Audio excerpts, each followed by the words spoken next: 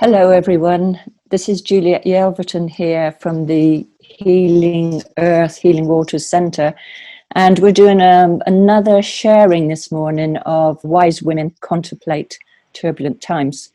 I would just like to introduce us. So we have Rachel Elno, who is visionary entrepreneur. She's so much more than that, and I think every one of us is so much more than the title that we put on ourselves. And we have Lynne Franks, who I'm sure many people know about, and she's going to share her insights and the areas that she's working on this morning on the talk. And we have Mabi from the Source Centre. Yeah, we're all a little bit nervous because we haven't done this together before, and we haven't met each other, and we're just meeting in this moment. So how can we show up as wise women? How can we even put that title on ourselves? So let's take a moment, everyone. Thank you for being here on the call with us. Let's just take a moment and reflect. What does it mean to be wise? And what is our intention here this morning for this call? I would like to suggest an intention. This is what speaks for me, and everyone here will have your own intention. But my intention is, how can we show up in turbulent times in a world that is very complex at the moment and very confusing? And I don't think there's anyone in this world that hasn't been touched by what's going on. How do we understand what's going on? And what's the most important thing that we can draw from this?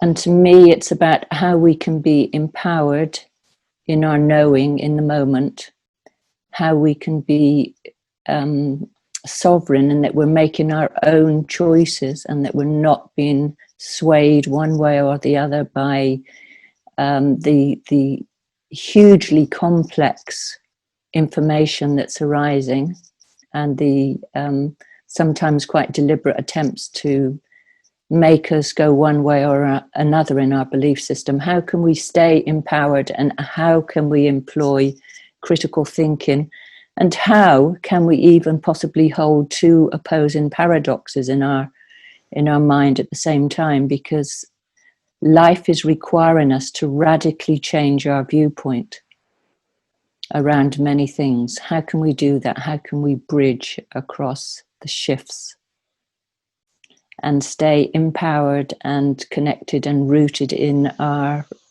knowledge of who we are as divine beings at this point in time? So how about we go round and we each share our intention of being here this morning?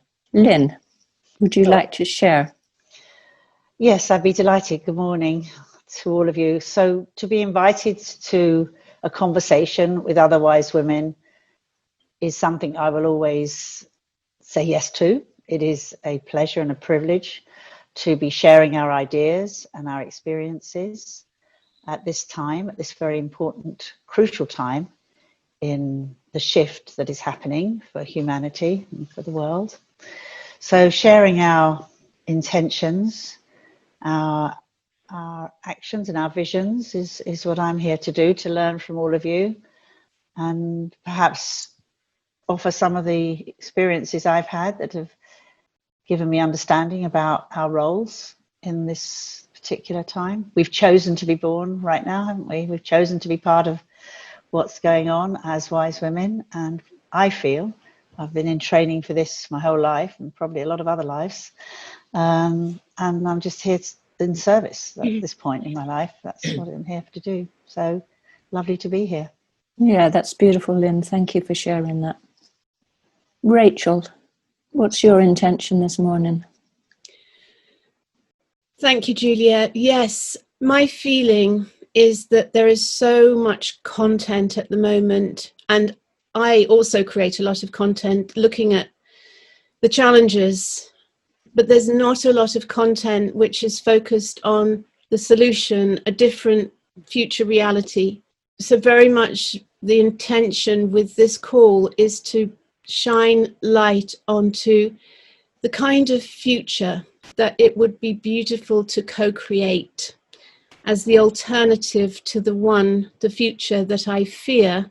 There is a plan which is being imposed upon us. At the moment, I oscillate between fear and despair and hope.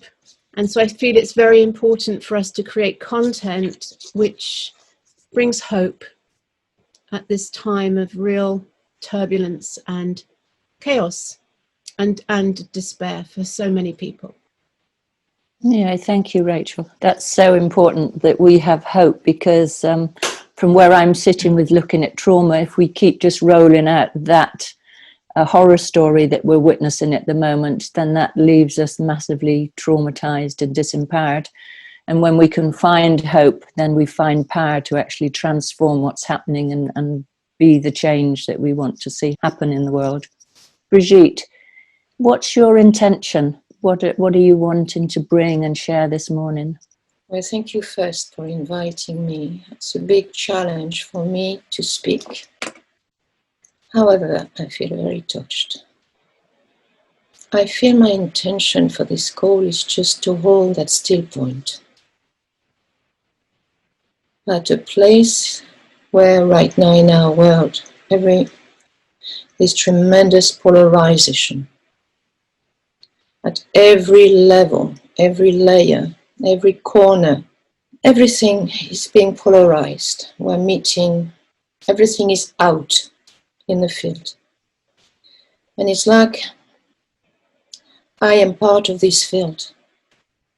So what my intention today would be just, if as I hold myself within this collective field, which is not just energy, but it is emotions, feelings, thoughts, and spirituality. If I can just hold my peace and surrender this profound process that's breaking the old form and bring my attention to what is needing compassion, gratitude, tender care,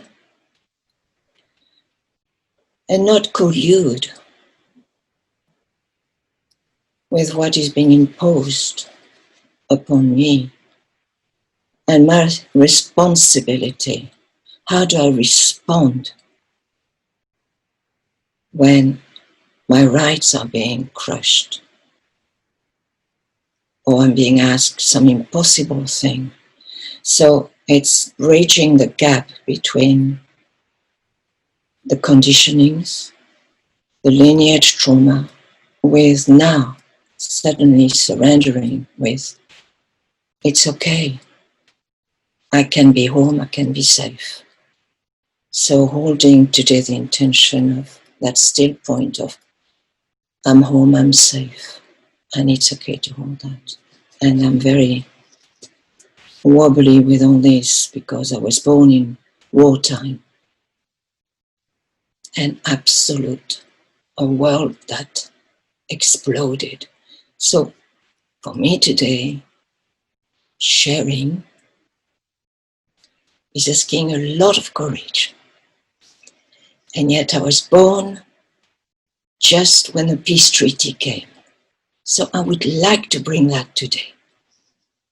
That peace, that it is okay, we're safe.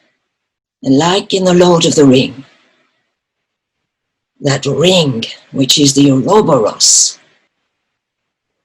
which is that perfect circle of unity, the law of one.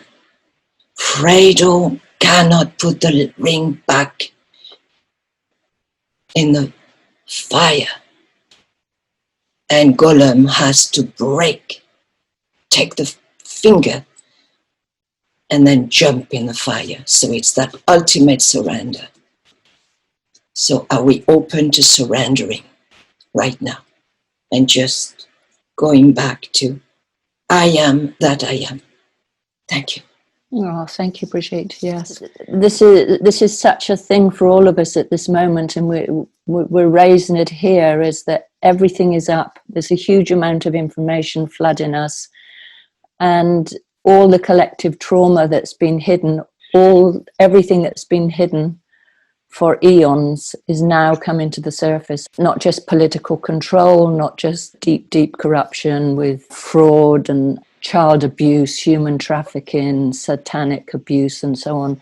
Things that are unthinkable, and it's like we can't even begin to comprehend them or even let them into our world, because they will so destabilize us. All these things that are up and are touching us with our own patterns of, I don't think there's anyone that's gone through life without being touched in some way or other by abuse, either within our own family systems or extended family or friends. That there's this incredible amount of abuse that happens on this planet. And currently there's this huge amount of abuse that's actually being perpetrated, and my feeling like there's a genocide happening with the amount of people that are currently dying. How do each one of us manage to stay safe, and to use that catchword? I don't want to use it in the way that the coronavirus that people are using it, but how do we stay safe here and now? How do we anchor, as Brigitte is sharing? So what do we do, each one of us? What's our practice for staying safe and anchored in this moment with all the turbulence? Lynne, what do you do? What works for you? What helps you?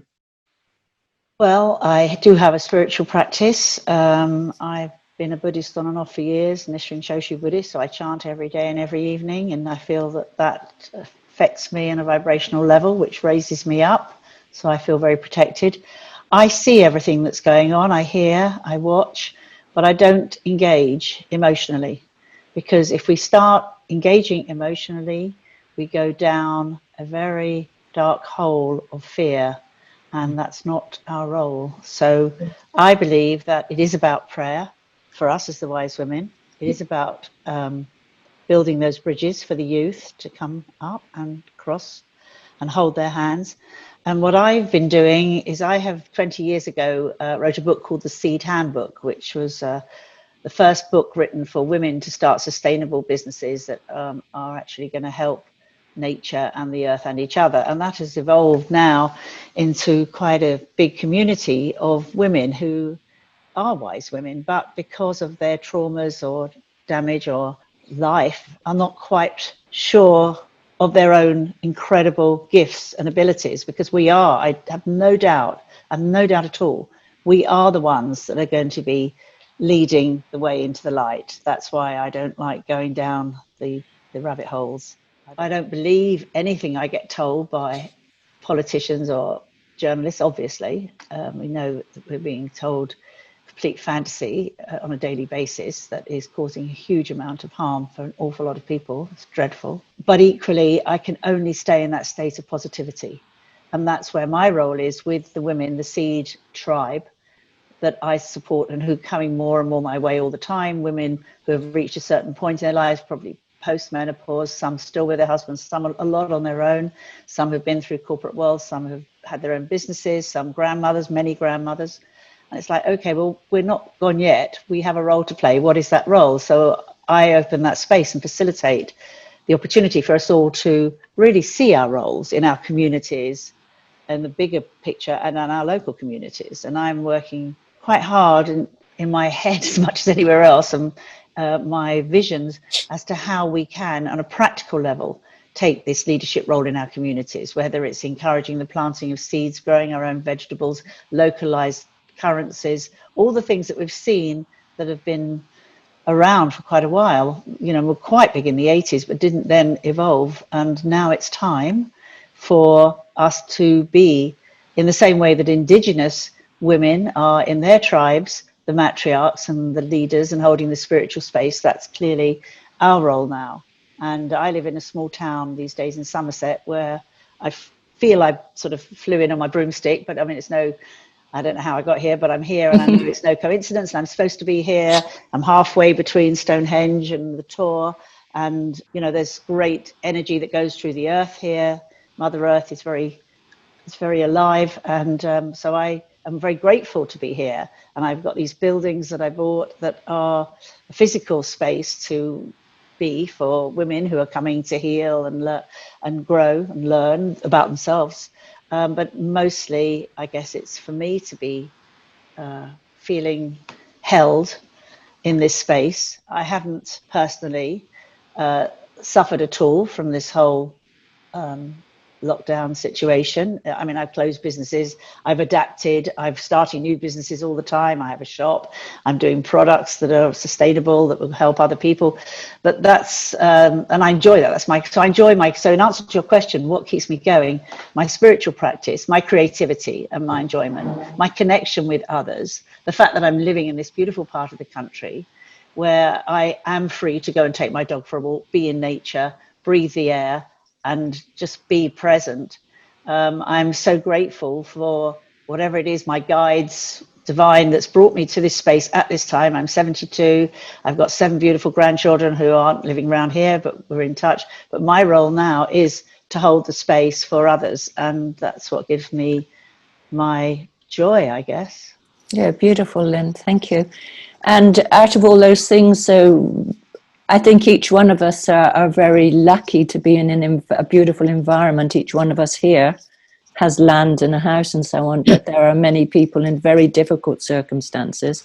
So is there one word, one thing of what you've said about what anchors you that you could offer them? Say they're in a tenement building.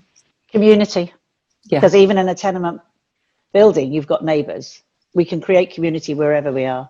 Absolutely. Absolutely. Yeah, that's my feeling as well. Yeah. Thank you. So, Rachel, what helps you to anchor in these times? I echo what Lynne said about living in the country and being in nature. It really is the antidote to come back to that 0 point, to come back to that center and to get back into that more sort of vertical alignment. Because whenever I venture out from my little home here in the middle of the Peak District, which is, I'm surrounded by nature. My triggers are when I venture into the town or I venture to London, which I very rarely do. And I notice just how it pulls me out of that central alignment, how easily triggered I am. And one of the things that I've really discovered to be very empowering about understanding, recognizing those triggers and really holding the space, to use those triggers to create content and to speak my truth. This is a trauma-based thing, but when I was younger and I had 3 older, kind of quite bullying brothers and quite a turbulent, quite abusive childhood, which I'm not saying my brothers were abusers, they just didn't know any better, and my parents were busy running a business, so we were left to our own devices. And when I was little, I was powerless in the face of this overwhelming energy. I was powerless to speak out. I was powerless to fight back. I just had to kind of suck it up. And so one of the things I've really realized through speaking out, through making YouTube content and doing live streams on Facebook and shining the light on what's going on, it has been actually, it's felt very healing for me to be able to, in that small way, to be able to find my voice to say that strong no. So I have found that actually creating a lot of content has been very cathartic for me. So I'd say those 2 things, being in nature, but also when I'm triggered, to channel that energy into a very strong no, which is resonating. And really, I'm getting so much feedback of gratitude from people saying, thank you for articulating what I was feeling.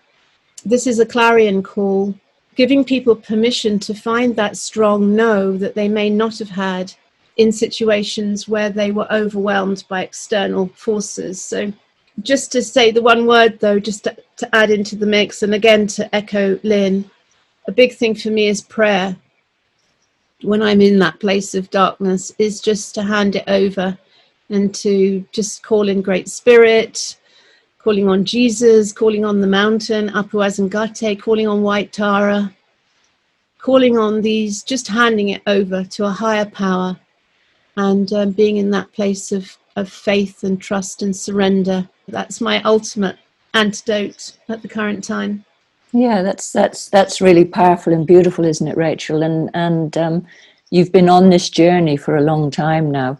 for somebody that's just starting out and they've been totally frightened and feeling disempowered, they're in the midst of all this terror at this moment, what would be the one word that you would give to them to make their first step towards being able to gain their power again?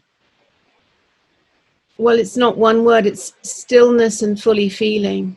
Just to be in that space of just stopping and fully feeling what is coming up, fully feeling the fear, fully feeling the anger, fully feeling the despair, whatever it is.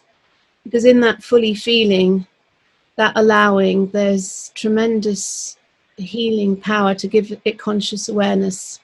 Thank you so much, Rachel. And yes, to fully feel something is the first step towards transforming and integrating it. And for many of us, we can't necessarily fully feel at the moment. All we might feel is our numbness.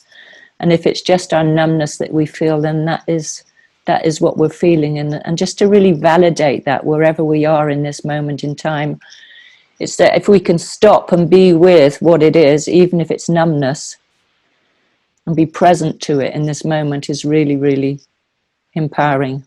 And Brigitte, what is it that helps you anchor? Well, deep gratitude for the breath of life, for the heartbeat. Right now, for tending a bird who was so traumatized, and to be part of the life of a different being from a different realm. So if you're living in a flat, maybe tending a flower, just bringing a seed, tending something may help. Just to move from that place of being activated to just suddenly, oh, I can tend life. And through tending that life, a softening happens around that trauma, and transformation and healing happens. So that echoes to both Lynne and Rachel. And I would say, in the face of such trauma, I ask myself every day, what is home for me? And home is that place where I can meditate, I can listen to a beautiful piece of music, I can choose not to go with seeing the people masked when I go in a shop, but just seeing the smile radiating through my eyes into their eyes, and sending out the highest frequency of love, of compassion, and of gratitude from the being that I am to the being that they are. And that for me is a profound resource when I go into a shop. Nature is another resource for me. And speaking my truth. So what I started doing was creating very short videos. Although I've removed myself from Facebook, I still choose to add on a regular basis very short videos. And in each video, I add a little seed. So I am not going with for example, some of my medicine as walking the feminine shaman's path is the true spider, the spider who holds the light as she weaves a web. And if it gets broken, she will weave it again. Spider medicine is weaving. It's a feminine medicine. But that matrix of the divine, the law of one, has been hijacked. Today it came, so I need to quote The Lord of the Ring, because it was a very powerful film that has so many pieces that link into what's happening now. And there was that dark spider, but she didn't kill Frodo. She just anesthetized Frodo. And as a tracker from the time I was a child, what I've seen is most of the people are anesthetized.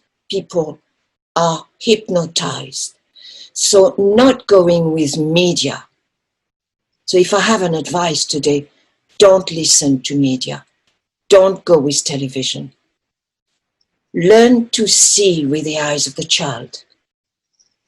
Learn to hear the sound of a bird, the sound of the wind, the crackling of the fire, the sound of your own voice if you live on your own. So sing to yourself, dance, and remember, if nothing works, just look at yourself in the mirror and welcome yourself and say, I hold gratitude because I see you. That's my sharing for today. As one of the women going to be 75 in a month's time, and being a grandmother of 16 and a mother of 5. Thank you. Did you want just one word? Oh yes, I was so moved by what you were just sharing that I couldn't speak. I was just like so touched. Thank you. Well, Martin Luther King said, I had a dream. So for each one of you, wherever you are on planet Earth, my dream is remember. Bring the members, the fragments. The bee, she goes from one flower to another flower. She's got the most sensitive immune system of all flying beings, and she's a being of the 4th dimension. But she goes to the flowers where she's going to collect exactly what she needs. But you too can weave and remember, what do I need today? Maybe I need a different food. Maybe I need to hydrate. Maybe I just need to be still today. Maybe I just need to be soft. Maybe I just need to be kind. Maybe I just need to cry. And just value your humanity, because right now what is running out there is a program for dehumanizing humanity. So what I'm doing, like Lynne and each one of you, I don't go down that rabbit hole that says, please come, I'm going to lure you. Mirage illusions. Don't go there. Just look. There is a light at the end of the tunnel. And you are that light. So each one of you are that light. Yes, that's beautiful.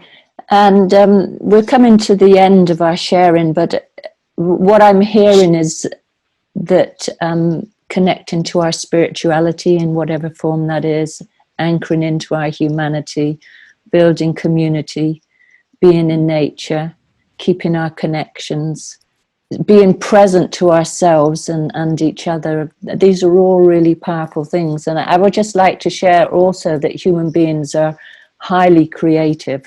And I think one of the things that's been happening recently, so many of our possibilities are being closed down, or an attempt to close them down. But I find that for me, one of the most creative things is to go out and be kind to somebody. I just get such an amazing feeling when I just share such a simple thing. You know, it might just be a smile, or some little schoolgirls come past my house every day and they stop and they say, hello, Juliet. How's your garden today? And I say, oh, would you like a pear? And I run in and give them a pear and they eat it and they're really, really happy, and or a glass of water. And it makes me feel so good just sharing and making that connection with people all the time. It lifts my heart so much and helps me get through the day. So I'm aware that what we're sharing here are very much what we consider to be feminine values, and that these have been so devalued, and women's voices particularly are being closed down. But things around the feminine, those people practicing the feminine, men that are practicing feminine values have been emasculated. How do we help the grandmothers? How do we help? Every one of us has a huge wisdom. So if you're listening to this call today, I'm just asking you to anchor into your own wisdom, because you have an immense amount. So I'm here to really support you, and if you contact me, I'm really happy to support you in any way that I can. And I'll just ask each person on the call now, before we wind up the call, how would you like to support people who can't find their voice at this moment, or they are feeling disempowered? What would you offer to them as wise women, as grandmothers, as grandfathers? How can you support them? So Lynne, what can you do to offer support to people? I think the word here is hope. We said it earlier, and I think it's really encouraging and staying positive, staying loving, keep dancing, plant the positive seeds, and just be who we are, and then that will affect others. I feel very positive. I feel very hopeful. I think in the next couple of months we're going to see a huge change, a door opening into a new kind of living and being, that this traumatic, very unpleasant situation has given us the opportunity to do this. I feel really, really positive. I share that all the time. I do use social media. I think that the fact that we can only talk to so many people in a day, and the mask situation, which is so terrible, means that let's use it as a tool. We all know that it's manipulative and it's not particularly healthy, but we can use it too, and we can use it to put out the positive messages, not the words of doom, not the conspiracy stuff which gets taken off anyway, but being aware and acknowledge the trauma that we're all going through, and being there as a symbol of hope. It repercusses, doesn't it? As we stand there in our positive way, with a smile in our eyes and a smile on our faces, then that goes to the next and the next and the next. And I do think it's important for us to hold out our hands to men. I think they're very traumatized. I think that they are also ready to move into this new feminine energy, this sacred feminine energy that has been hovering and is now ready to emerge, which connects us with everything good, nature, environment, and sufficiency for all. I truly believe there is sufficiency for all in this world, all, and that includes the poorest of the poor, people that are suffering far more than us in other countries. It is up to us to show others that by our belief in this sufficiency, we can all manifest it. We have to create the vision, and it will then be. We have created the vision. We know it will be. We know we can create this incredible, new, positive world where everybody will be, I believe, healthy and held. And I wrote something in a book I wrote in 2004. I read it again recently about the future. And it really is about the cooperative age, a cooperation between human beings and the planet, between men and women, between the old and the young, between science and spirituality, between, well, I did used to say governments and non-governmental organizations, but I don't have much hope there. But it's other than that, it's a cooperative world where we all can share our dreams and make them real together, collaborate, communicate, and community. That's it. Yeah, I'm getting shivers as you're sharing that, Lynne. Yeah, me too, actually. Yeah. Me too. Yeah, we are indeed moving into an incredibly powerful era of mutual care and cooperation and well-being. And I think the first step in that is each one of us taking our power and to know that. I listened to the Thrive 2 movie last night, and one thing it finished up with is like, don't think of yourself as just a drop in the ocean, but think of yourself as the ocean within the drop. Beautiful. Yeah, each one of us are an ocean. We are all interconnected. We are all very, very powerful beings, and each one of us has a really powerful role to play. I'm just here welcoming each one of you that wants to be part of anything that I can connect you to. And Rachel, what would you offer to people that haven't had the voice yet and haven't been able to show up yet? I have to say that a few years ago when I created Source TV, it was, well, we're going to change the world. And I've realized, in truth, the only person that I really need to do any fixing on is myself. And so this inner journey, whatever's triggering me on the external, trying to come back within and to try to get to that 0 point place, so that when I speak out, that it's coming from the purest possible place that I can come from. My service to others is actually in my own inner work. And that might sound selfish, but at some level, I'm creating all of this. We're co-creating all of this. And so what is it within me that I need to shift my externals?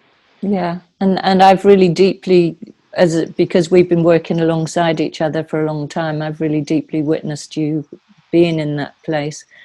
And yeah, just to say, when we can be in integrity and when we can be in alignment, if we can check, am I being authentic here, or is there a part of me that's split off and thinking a different thing or doing a different thing? Or maybe there's a part of me that's split off and I don't know about it. And then that's showing up in the external reality that there's something not right. So just always coming back to that center. Yeah, that's really important. And I salute you, Rachel, for all the work that you've done over the years. It's really been amazing to witness. Yeah. Thanks, Juliet. Yeah. So, Brigitte, we are coming to the end of the call, and just wanting to ask you, what would you say to others to help those that haven't ever had a voice or don't feel empowered to contribute in any way? What I would say, as one of the wisdom keepers who had no voice, whose mother had no voice, whose grandmother had no voice, and I did see that as a child. But if I can do it, and I have done it, so can you. And I totally echo and resonate with the authenticity. So start just trusting that inner voice from the within yourself at the deepest point. Just start lending an ear and saying, I hear you. What is it you wish to share with the world? With me first, before you share it with the world. And I am here listening. And it's okay. Maybe at first, the syllables will break, but still keep going. I am here listening to you. So, what I would say is just be patient as you start putting your voice and listening just to the sound of the murmur that you're making. Before you even start hearing someone else, because often we can't even hear someone else, or we can't even see or feel someone else. Because when we have trauma, there is a veil between me and that other person, and we can't see them with clarity. So please trust in your voice and what it needs to say. Yay, thank you so much, Brigitte. Thank you.